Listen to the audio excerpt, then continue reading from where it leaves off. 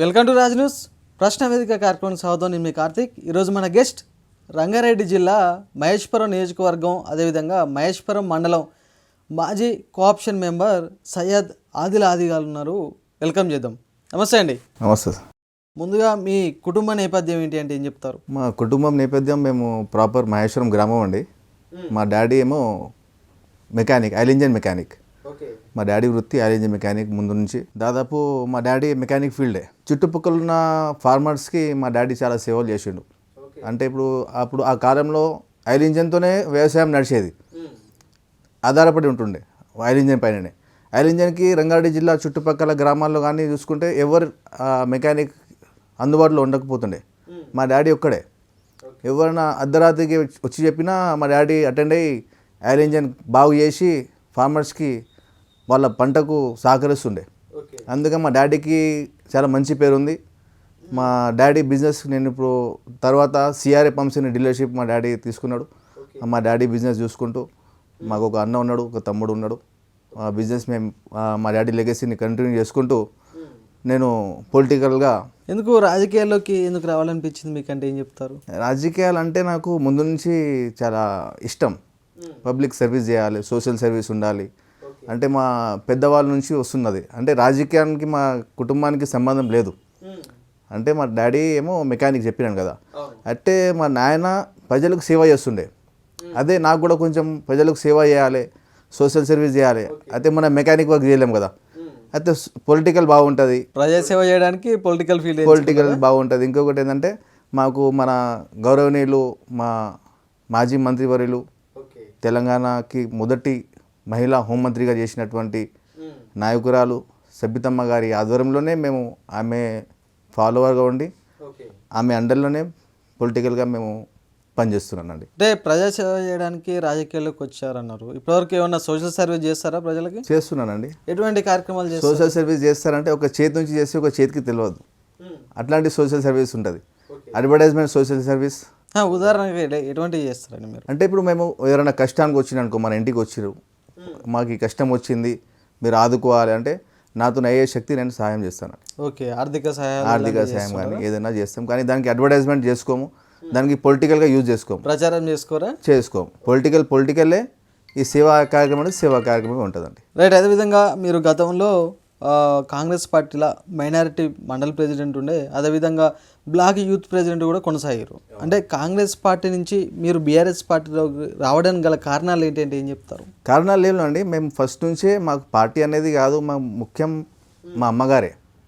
ఎందుకంటే మా అమ్మగారు మాకు ఇన్స్పిరేషన్, మా అమ్మగారు కుటుంబం మాకు ఇన్స్పిరేషన్. సబితమ్మ గారు మేము అమ్మలాగా భావిస్తాం.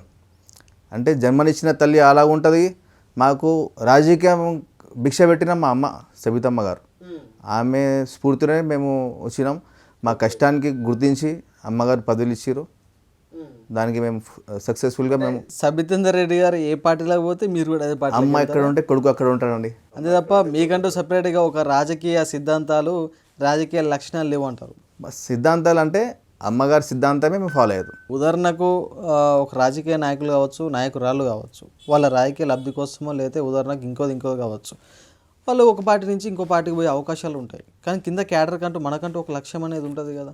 రాజకీయ స్వార్థం కోసం వెళ్ళే నాయకులు అలాగుంటారన్న.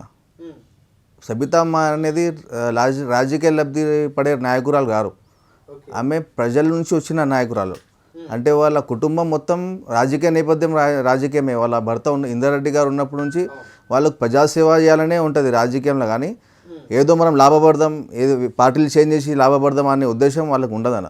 రేపు కాంగ్రెస్ పార్టీకి పోతే అట్లేముండదన్న, అట్లేముండదు. ఇవి ఇలాంటి ప్రచారాలు చాలా నడుస్తున్నాయి సోషల్ మీడియాలో. అమ్మ బీఆర్ఎస్ పార్టీలో ఉంటుంది. ఇప్పుడు బీఆర్ఎస్ పార్టీలో అమ్మకు 2వ స్థానం ఉంది మేము అనుకుంటున్నాం. ఎందుకంటే రంగారెడ్డి జిల్లాను శాసించే నాయకత్వం మా సబితమ్మ గారికి ఉంది. రంగారెడ్డి జిల్లాలోనే ప్రతి ఒక్క నియోజకవర్గం, ప్రతి ఒక్క ఎమ్మెల్యేని శాసించే స్తోమత, ఆ గడ్స్ మా సబితమ్మ గారికి ఉంది. నేను అనుకుంటున్నా రాష్ట్రం పగ్గాలు కూడా మా సబితమ్మ చేతికిస్తే.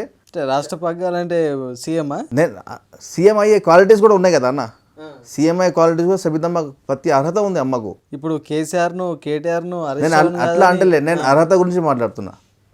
నేను కేటీఆర్, హరీష్ రావు, కేసీఆర్ కానీ మించిన అంటలేను. మా అమ్మగారికి అర్హత ఉంది. ఎందుకంటే మేము ఆమె కింది పనిచేస్తున్నాం. మేము సబితమ్మ కింద ఫాలోవర్స్. అంటే మాకు ఉంటుంది మా నాయకురాలు మంచి స్థానంలో ఉండాలని ఉంటుంది మాకు కూడా. అందుకని నా ఒపీనియన్ అది. మా అమ్మగారికి ముఖ్యమంత్రి అయ్యే అవకాశాలు కూడా చాలా ఉన్నాయి. రైట్. అదేవిధంగా గతంలో మీ మండలంలో మహేశ్వరంలో ఎంతోమంది మైనారిటీ నాయకులు ఉన్నారు, మీకన్నా సీనియర్ నాయకులు కూడా ఉన్నారు మైనారిటీలో. కానీ కోఆప్షన్ మెంబరు కేవలం ఆదిల్ గారికి వేయడానికి గల కారణాలు ఏంటంటే ఏం చెప్తారు అన్న?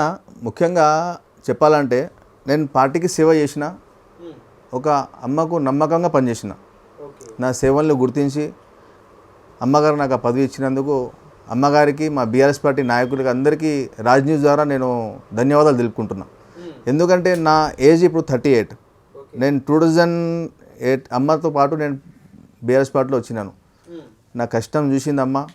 నా కష్టానికి ఫలితం చెప్తారు కదా నా పెద్దవాళ్ళు, కష్టానికి ఫలితం ఉంటుందని. నా కష్టానికి ఫలితం మా సబితమ్మ రూపంలో, మా సబితమ్మ దయతోనే నాకు ఆ పదవి వచ్చినందుకు నేను చాలా గర్వపడుతున్నాను. సబితేంద్ర రెడ్డి గారికి మీకు ఉన్నటువంటి రాజకీయ సన్నిహితం ఎలాంటిదంటే ఏం చెప్తారు? రాజకీయ సన్నిహితం అంటే అన్న, నాకు అమ్మ కొడుకు సంబంధం అన్న, ఆ సన్నిహితం ఉంది. నేను ఇందాకనే చెప్పిన కదన్న, పార్టీ పరంగా కాకుండా నేను తల్లిగా భావిస్తా. నా సన్నిహితం అదే. 2023-24 అసెంబ్లీ ఎన్నికల్లో మహేశ్వరం నియోజకవర్గం నుంచి సబితేంద్ర రెడ్డి గారి గెలుపుకు మీరే విధంగా కృషి చేసారు అంటే ఏం చెప్తారు? సబితమ్మ గారి గెలుపు కన్నా నేను ముఖ్యంగా ఒక మాట చెప్తాను. మహేశ్వరం నియోజకవర్గంలో అమ్మగారు ప్రజలకు అందుబాటులో ఉండే నాయకురాలు. ప్రజలు మనుషులు గెలుచుకుందామే. కార్యకర్తల కృషి కొంచెం ఉండొచ్చు, కార్యకర్తల కృషి ఖచ్చితంగా ఉంటుంది. కానీ దానికి 1/3 మెజారిటీ మాత్రం మా సబితమ్మ పర్సనల్ ఫేస్ వల్లనే అమ్మగారి గెలుపు సాధ్యమైందని నేను అనుకుంటున్నా. ఎందుకంటే అమ్మగారు మార్నింగ్ 8 o'clockకి ఇంటి నుంచి బయటికి వెళ్తే, ఒక మహిళ ఉండి మార్నింగ్ 8 o'clockకి ఇంటి నుంచి బయటికి వెళ్తే ఇంటికి వచ్చేసరికి 11-12 ఎత్తుదన. ఎందుకంటే మేము దగ్గర నుంచి అబ్జర్వ్ చేసినాం. ఆమె తిండి తినదు, రెస్ట్ ఉండదు, ఎవ్వరు పిలిచినా వెళ్ళిపోతుంది. సావులకు కానీ పెళ్ళిళ్ళకి కానీ ఏదైనా ఆపద వచ్చిందంటే వెళ్ళిపోతుంది. అందుకనే ప్రజల మనసు గెలుచుకుందాం. కానీ నియోజకవర్గంలో ఉండరు కదా సబితేంద్ర రెడ్డి గారు. ఎవరు చెప్పారన్నా నియోజకవర్గంలోని? ఎవరు చెప్పారు నియోజకవర్గంలో ఉండలేదని? ఎవరు చెప్పారన్నా? ఓకే, అంటే కొంతమంది అంటున్నారు కదా. కొంతమంది అమ్మకు పడిన వాళ్ళు కొంతమంది ఉంటారు కదన్నా. ఎక్కడ జూబ్లీ హిల్స్లోనో బంజారాహిల్స్లో ఉంటారు. జూబ్లీ హిల్స్ బంజారాహిల్స్లో నేను అనుకుంటున్నా నైట్ వచ్చి పండుకుంటుంది అంతే. ఇంటికి వచ్చి రెస్ట్ తీసుకుంటుంది. అది కూడా టైమింగ్తో కూడా చెప్తాను నేను. 10:30-11కి ఇంటికి వస్తుందమ్మా. ఆ మురుకులు ఎవరో చెప్పింది కానీ వాళ్ళకు కంటి పరీక్ష చేయాలి. వాళ్ళ కళ్ళు కనబడతలేవేమో. సబితేంద్ర రెడ్డి గారి రాజకీయ అంశంలో మీకు నచ్చే కొన్ని అంశాలు ఏంటి అంటే ఏం చెప్తారు? నచ్చే అంశం అంటే ప్రజలతో మమేకమై, ప్రజల బాధలు అర్థం చేసుకొని, ప్రజలు ఏ కష్టంతో వచ్చినా తన దగ్గర ఏ కష్టంతో వచ్చినా ప్రజలు వాళ్ళ కష్టాన్ని చూసి వాళ్ళ ప్రాబ్లమ్ని సాల్వ్ చేసే మనస్తత్వం. పార్టీలు చూడదు, నాకు ఓటు వేసిందా లేదా చూడదు, ఏ పార్టీ వాడు అడగదు. బీజేపీ పార్టీ వాడు వచ్చినా, కాంగ్రెస్ పార్టీ వాడు వచ్చినా, మరి ఏ పార్టీ వాడు వచ్చి వాళ్ళ ఇంటికి గడప దొక్కినా, అమ్మ నాకు ఈ ప్రాబ్లం ఉంది, నాకు ఈ ఫలానా ఇబ్బంది ఉంది, నా పిల్లలకు college fee, admission, school admission, ఏ హాస్పిటల్ కానీ అమ్మ పార్టీ చూడదు. నా ఇంటికి 100% చేస్తుంది. ఈ మాట నేను అంటలేనన్న, మీరు సర్వే చేయండి. నేను మీకు ప్రతి గడప తీసుకెళ్తా. మహేశ్వరం నియోజకవర్గంలో ఏ ఊరు వెళ్తారో మీరు డిసైడ్ చేయండి. అక్కడ ఏ పార్టీ వాళ్ళు ఉన్నా అమ్మకు పాజిటివ్గా మాట్లాడతారు. పర్సనల్గా అమ్మకు ఎలాంటిది లేదు. పర్సనల్గా పార్టీ పరంగా ఎవరికైనా ఉండొచ్చు, ఎవరి పార్టీ వాళ్ళ అభిమానం వాళ్ళకు ఉంటుంది. కానీ పర్సనల్గా మాత్రం అమ్మకు చాలా అభిమానం. ప్రతి ఒక్క పార్టీలో కానీ ఏ పార్టీ వాళ్ళు వెళ్ళినా అమ్మ దగ్గర వెళ్తాము, పని అవుతుందని తెలుసు వాళ్ళకు. మహేశ్వరం నియోజకవర్గంలో ఎటువంటి అభివృద్ధి జరగలేదు, ఎక్కడ వేసిన గొంగడి అక్కడే ఉందనేసి ఇటు బీజేపీ నాయకులు ఇటు కాంగ్రెస్ నాయకులు అంటున్నారు. దీనిపై మీ స్పందన ఏంటి? ఇది చాలా పెద్ద జోక్ అన్న. ఇదైతే చాలా పెద్ద జోక్. ఇప్పుడు మీరు హైదరాబాద్ నుంచి వచ్చారు కదన్నా, మహేశ్వరం గేట్ నుంచి మహేశ్వరం ఇది 6 kilometers మాకు డిస్టెన్స్. శ్రీశైలం హైవే నుండి మాకు మహేశ్వరం 6 kilometers. 2000 అప్పటి నేను కాలేజ్ లైఫ్లో ఉన్నప్పుడు దేవేంద్ర గౌడ్ మినిస్టర్ ఉండే టీడీపీ నుంచి. తర్వాత ఆయన మినిస్ట్రీ చేసిండు. ఆయన మా ప్రాంతవాసియే, తుక్కుగూడ ఆయన విలేజ్ మంకాల్. దేవేంద్ర గౌడ్ మహేశ్వరంని అసలు పట్టించుకోలే. ఆయన ఒక చిన్న రోడ్డు కానీ, ఒక డ్రైనేజ్ సిస్టమ్ కరెక్ట్ లేకుండే, వ్యవస్థ లేకుండే మా దగ్గర. మంచి నీరు కానీ, డ్రైనేజ్ వ్యవస్థ కానీ స్కూల్స్ కానీ కాలేజెస్ కానీ ఎలాంటి సౌకర్యం లేకుండే. తర్వాత 2009లో ఇబ్రాహీంపట్నం మాది నియోజకవర్గం, ఫస్ట్ ఇబ్రాహీంపట్నం ఉండే. తర్వాత 2009లో మహేశ్వరం నియోజకవర్గం ఏర్పడ్డది.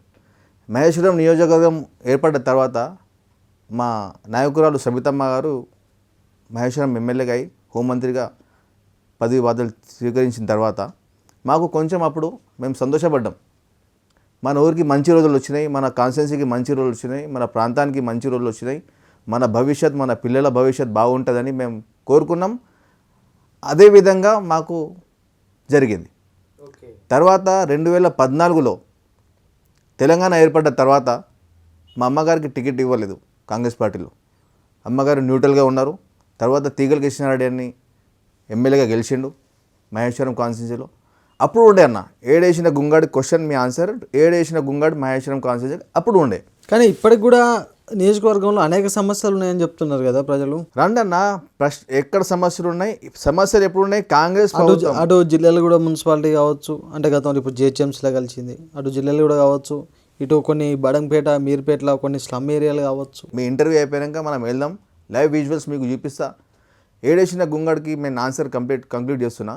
ఏడేసిన గుంగట్ ఏడుండే అంటే 2014లో తెలంగాణ ఏర్పడ్డ తర్వాత తీగల కృష్ణారెడ్డి మహేశ్వరానికి ఎమ్మెల్యే అయినప్పటి నుంచి మళ్ళీ మా అమ్మగారు 2000 మొన్న ఎలక్షన్లో పోటీ చేసిన తర్వాతనే మాకు మంచి రోజులు వచ్చినాయి అన్న. చాలా డెవలప్మెంట్ జరిగింది మాకు. మా ఊరికి రావాలంటే భయపడుతుండే, ఏదైనా సంబంధం కావాలి అమ్మాయిని చేసుకోవాలంటే మీ ఊరికి మేము అమ్మాయి ఇయ్యము అంటుండే.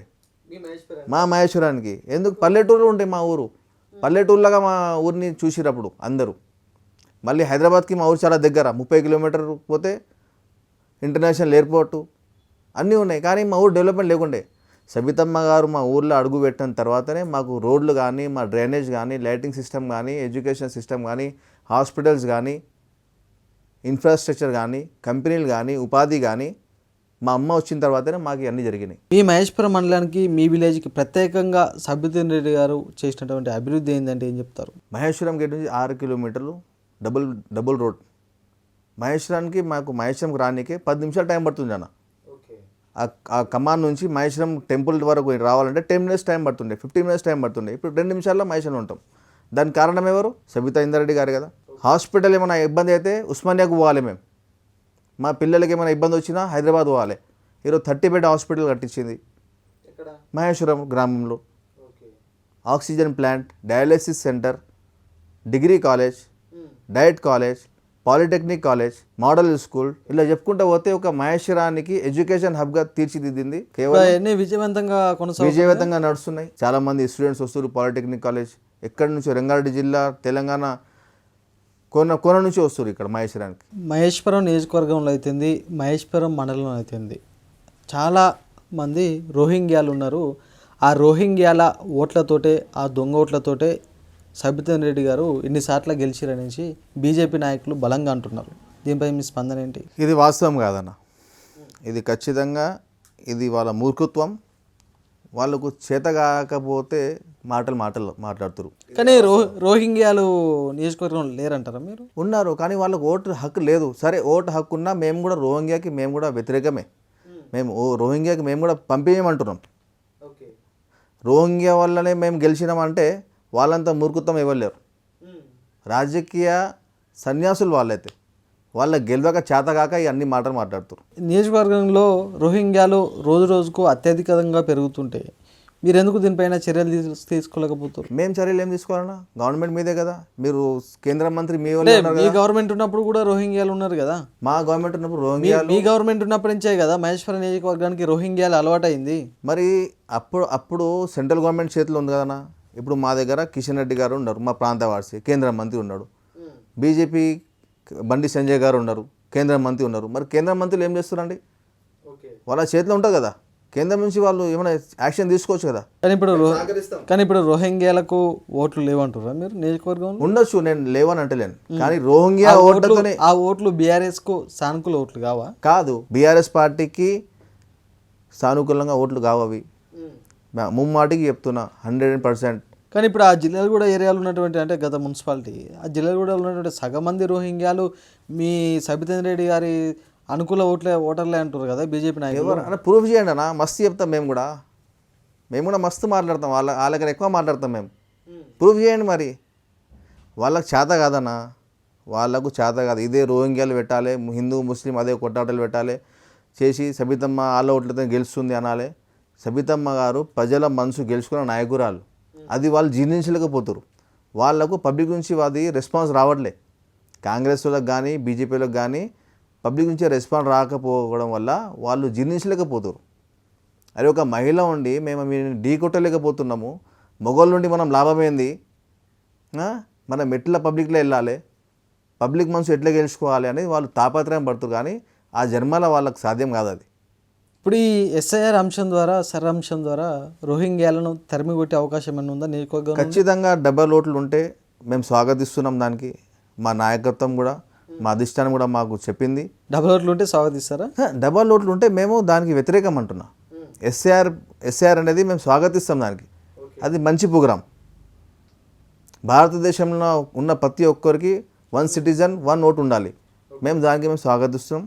వ్యతిరేక ఓట్లున్నా డబల్ ఓట్లున్నా రోహింగ్యాలున్నా మేము దానికి మీరు తరిమి కొట్టండి, మేము కూడా సహకరిస్తాం మా పార్టీ తరఫున. రైట్. అదేవిధంగా తెలంగాణ రాష్ట్రంలో మైనారిటీలకు మేలు చేసే అసలైన పార్టీ ఏదంటారు? మీకు ఎగ్జాంపుల్ నేను చెప్తానా. కాంగ్రెస్ గవర్నమెంట్ వచ్చింది, మైనారిటీలకు ఏం చేసింది? కేసీఆర్ గారు షాదీ ముబారక్ అని పేద ప్రజలకు షాదీ ముబారక్ కళ్యాణ లక్ష్మి పథకం తెచ్చిండు. పేద ఏ కులం ఉన్నా, కులం మతం చూడలేదు, ఏ మతం ఉన్నా పేద అమ్మాయి ఉంటే పేద కుటుంబం ఉంటే వాళ్ళకు ఏదో సహాయపడుతుందని ఆ స్కీమ్ ప్రవేశపెట్టారు. దానికి మీరు ఏం చేసారు? ఎలక్షన్లలో తులం బంగారం కూడా యాడ్ చేస్తామని చెప్పారు. అప్లై చేసుకున్న 1 ఇయర్ 2 ఇయర్ అయిపోతుంది, ఇప్పటివరకు కళ్యాణ లక్ష్మి చెక్ షాదీ ముబారక్ చెక్ ఇప్పటివరకు పబ్లిక్ రావట్లేదు. కారణం ఏంది? అది మీ వైఫల్యమే కదా.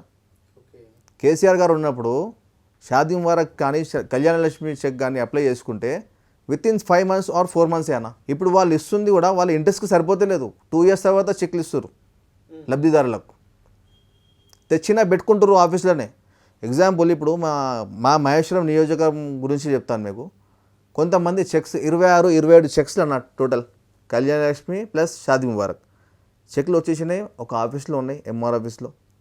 కానీ లబ్ధిదారులకు చేర్చలే. ఇంకా ఎందుకు చేర్చలే? మా ఇన్ఛార్జ్ మినిస్టర్ వచ్చిన తర్వాతనే మేము ఇస్తాము, మా కాన్స్టిట్యున్సీ ఇన్ఛార్జ్ వచ్చిన తర్వాతనే ఇస్తామని లబ్ధిదారులకు ఇబ్బంది పెట్టిరన్న. ఆఫీసులు చుట్టూ తిరిగి వాళ్ళు అలసిపోయారు. తర్వాత ఈ లబ్ధిదారు అందరు కలిసి మా నాయకురాలు మా సబితమ్మ గారి దృష్టికి తీసుకెళ్తే వితిన్ 2 daysలో ఇప్పించిందన్న.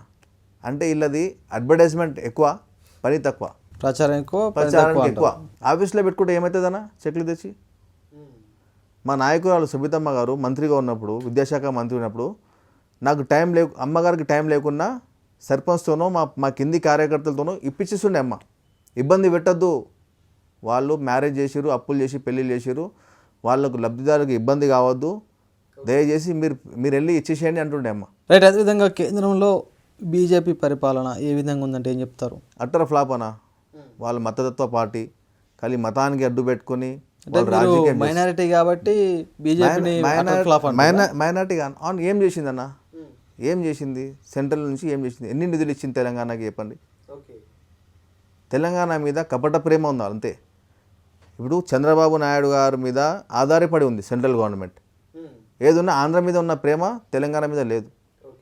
రైట్. అదేవిధంగా తెలంగాణ రాష్ట్రంలో కాంగ్రెస్ ప్రభుత్వ పరిపాలన ఏ విధంగా ఉందంటారు? కాంగ్రెస్ ప్రభుత్వ పాలన అంటే అన్న నేను చెప్పే బదులైతే మీరు బయట కనుకోవడమే బెస్ట్ అంట.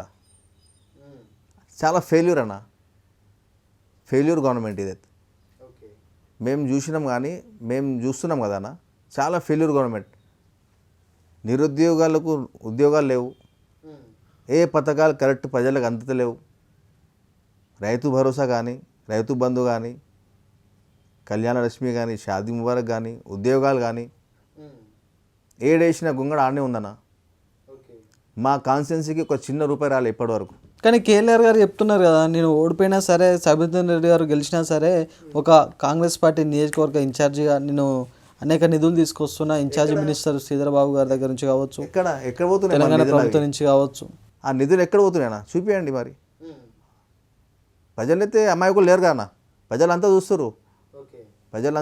ప్రతి ఒక్క పార్టీ, కాంగ్రెస్ పార్టీ నాయకులే ఈరోజు మాకు ఏం ఇన్ఛార్జ్ దొరికిండ్రు అయ్యా అనవసరంగా, మేము టీఆర్ఎస్ అనేది మంచిగా ఉండే, ఎందుకు వచ్చినాం మనం ఇలా పనికిరాని మనిషి కింద పనిచేస్తున్నాము.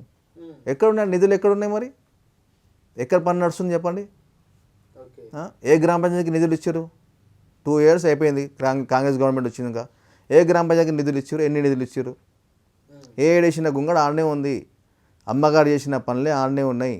అమ్మగారు శాంక్షన్ చేసిన డబ్బులు కూడా రిటర్న్ క్యాన్సిల్ చేసిన చరిత్ర నా వీళ్ళది. రైట్. అదేవిధంగా తెలంగాణ రాష్ట్ర ప్రభుత్వం, కాంగ్రెస్ ప్రభుత్వం ప్రతిష్టాత్మకంగా తీసుకొని మహేశ్వరం నియోజకవర్గంలో ఫ్యూచర్ సిటీని ఏర్పాటు చేయడం జరిగింది. ఆ ఫ్యూచర్ సిటీ రావడం వల్ల మహేశ్వరం నియోజకవర్గం అభివృద్ధి చెందినట్టే కదా. ఫ్యూచర్ సిటీ అనేది పబ్లిక్కి పిచ్చోళ్ళు చేస్తారు తప్ప దాని గురించి నేను ఎక్కువ మాట్లాడలేను. ఎందుకంటే ఫ్యూచర్ సిటీ వల్ల అనేక మందికి ఉపాధి అవకాశాలు దొరుకుతాయి, చుట్టుపక్కల డెవలప్మెంట్ అవుతుంది, ల్యాండ్ రేట్లు పెరుగుతాయి, అన్ని విలేజ్లు అభివృద్ధి చెందుతాయి కదా. ఎవరు డెవలప్ అవుతారు ఫ్యూచర్ సిటీతోని? ఎవరు డెవలప్ అవుతారు? రేవంత్ రెడ్డి డెవలప్మెంట్ అవ్వడం కాదు, నియోజకవర్గం డెవలప్మెంట్ అవుతుంది కదా. ఏ విధంగా డెవలప్ అవుతుంది నియోజకవర్గం? కంపెనీలు రావడం వల్ల, పెట్టుబడిదారులు రావడం వల్ల, విలేజ్లు అభివృద్ధి చెందడం వల్ల. ఫార్మాసిటీ ఏర్పడ్డది. అప్పుడు కేసీఆర్ గారు గవర్నమెంట్ ఉన్నప్పుడు ఫార్మాసిటీ కోసం ల్యాండ్ అలాట్మెంట్ చేసినాం. మళ్ళీ అదే కంటిన్యూ చేస్తే అయిపోతుండే కదా. ఫార్మాసిటీలు మీరు కట్టలేదు కదా, దానికి ఫోర్త్ సిటీ అనే పేరు పెట్టి ఫార్మాసిటీలు మీరు కట్టలేదు కదా, వీళ్ళు నిర్మాణాలు చేపడుతారు కదా. గవర్నమెంట్ వచ్చినాక కంటిన్యూ చేస్తే అయిపోతుండే కదా. వీళ్ళు ప్రజలకు మభ్యపెట్టనీకే, వాళ్ళ బిజినెస్ చేసుకోనీకే తప్ప ప్రజలకు తప్పుదో పట్టిస్తారు. కానీ ఎందుకు మీ నియోజకవర్గం ఉన్న బీఆర్ఎస్ నాయకులందరూ ఫ్యూచర్ సిటీని వ్యతిరేకిస్తారు? దాంతో లాభం ఏంది చెప్పండి? మేము సహకరిస్తాం. ఇప్పుడు నష్టం ఏంది మీరు చెప్పండి. నష్టం చాలా ఉందనా. మా నాయకుడు, మా కేటీఆర్ గారు, మా సబితమ్మ గారు, మా రాజేంద్ర నగర్ ఇన్ఛార్జ్, మా యూత్ ఐకాన్ లీడర్ పట్ల కార్తీక్ అన్న గారు చాలా స్పష్టంగా చెప్పడం జరిగింది ఫ్యూచర్ సిటీ గురించి. లాభం ఏంది, నష్టం ఏంది అనేది ప్రజలకు తెలుసు. ప్రజల అమాయకులు గారు. వీళ్ళ సొంత లాభాల కోసమే ఫోర్త్ సిటీ అనే ఒక పేరు తెచ్చి బిజినెస్ చేసుకుంటారు తప్ప దాంతో మా నియోజకవర్గానికి ఎలాంటి లాభం లేదు. లాభం ఉంటే చెప్పండి, మేము సహకరిస్తాం. రైట్. అదేవిధంగా మీ ఫ్యూచర్ ప్లాన్ ఏంటి నెక్స్ట్ మరి రాజకీయంగా? చెప్పినా కదా, మా అమ్మగారు ఏ డిసైడ్ చేస్తే, అమ్మగారు ఏ ఆదేశం చేస్తే, అమ్మ బ్లెస్సింగ్స్ ఏవి ఉంటే నా ఫ్యూచర్ ప్లాన్ అదే. మహేశ్వరం మండలంలో ఉన్నటువంటి, అదేవిధంగా మహేశ్వరం గ్రామంలో ఉన్నటువంటి కొందరు కాంగ్రెస్ పార్టీ నాయకులు ఈ మండలంలో, ఈ గ్రామంలో ఎటువంటి అభివృద్ధి లేదు, సర్పంచ్ మొన్న బీఆర్ఎస్ పార్టీ నుంచి గెలిచినా కూడా ఇక్కడ అభివృద్ధి శూన్యం అనేసి అంటారు. సర్పంచ్ ఎలక్షన్స్ మొన్ననే రీసెంట్గా జరిగినాయి. మా అంటే ఒక 1 year కూడా కాలే. కొత్త సంసారం మాది. ప్రభుత్వం మీదే ఉంది కదా, స్టేట్లో ప్రభుత్వం మీదే. నిధులు తీసుకురండి. మరి ఈ మధ్యన మీ గ్రామానికి సంబంధించిన కాంగ్రెస్ పార్టీ నాయకులతో మాట్లాడడం జరిగింది.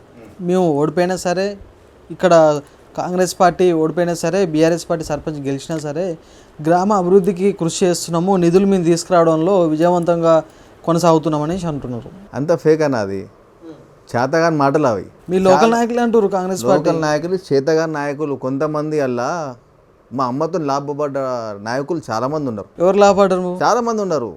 పేర్లు చెప్పదు, చాలామంది ఉన్నారు. వాళ్ళ మనసుకు తెలుసు అది. వాళ్ళ లైఫ్ ఏముండేనో, గతం మర్చిపోలే వాళ్ళు. వాళ్ళ గతం ఏమి ఉండనో ఫస్ట్ తెలుసుకోవాలి. వాళ్ళకి అర్హత లేదు. సబితమ్మ గారు పెట్టిన భిక్షతోనే బతుకుతున్న నాయకులు కొంతమంది ఉన్నారు. నేను అందరి గురించి అంటలేను. కొంతమంది లోకల్లో ఉన్న కొంతమంది నాయకులు సబితమ్మ పెట్టిన భిక్షతోనే బతికిన వాళ్ళు ఇవాళ కూడా బతుకుతురన్న.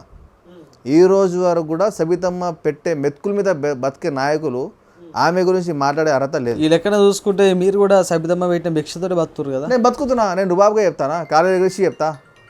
నేను భయపడా కదా. నాకు నియత ఉంది, విశ్వాసం ఉంది. నాకు విశ్వాసం ఉంది. వాళ్ళలాగా విశ్వాసం లేదు కదా. వాళ్ళకి విశ్వాసం లేదు.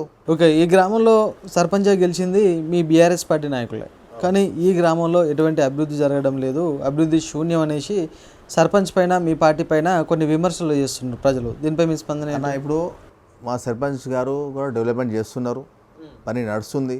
మా అమ్మగారు సహకారంతో మా ఊరు డెవలప్ చేసుకున్నాం, ఇంకా డెవలప్ చేసుకుంటాం. వాళ్ళు సహకరించినా సహకరించకపోయినా మా అమ్మగారి స్టైల్తో ఏ రకంగా నిధులు తెచ్చుకోవాలో మా అమ్మగారికి తెలుసు.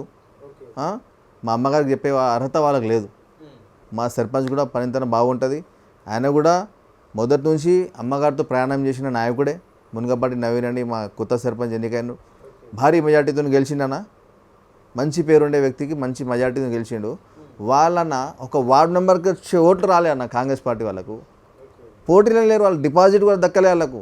వాళ్ళన్న మా గురించి మాట్లాడేది, వాళ్ళ సబితమ్మ గురించి మాట్లాడడానికి అర్హత ఏముంది చెప్పు? ఒక వార్డులో 650 ఓట్లు ఉంటాయి. 650 ఓట్లు కూడా మొత్తం కంప్లీట్గా తీసుకురాని నాయకులు ఈరోజు సబితమ్మ గారి గురించి, బీఆర్ఎస్ పార్టీ గురించి మాట్లాడుతారు. మేము చాలాసార్లు సవాల్ చేసినాం. మహేశ్వరం గ్రామంలో ఏం అభివృద్ధి జరిగింది, మేము వచ్చిన తర్వాత మా అమ్మగారు మంత్రి ఉన్నప్పటి నుంచి ఎన్ని కోట్ల అభివృద్ధి జరిగింది, చర్చకు రాండి అని మేము సవాల్ విసిరితే పారిపోయారు నాయలు. పారిపోయిన చరిత్ర ఇల్లది. ఈరోజు మీ ముందు ఎవరైతే అంటుర్రో మహేశ్వరం గ్రామంలో బీఆర్ఎస్ పార్టీ ఉన్నారు, బీఆర్ఎస్ పార్టీ సర్పంచ్ ఉన్నాక అభివృద్ధి జరగలే అంటారు కదా, ఆ నాయకులకు మేము సవాల్ విసిరినాం.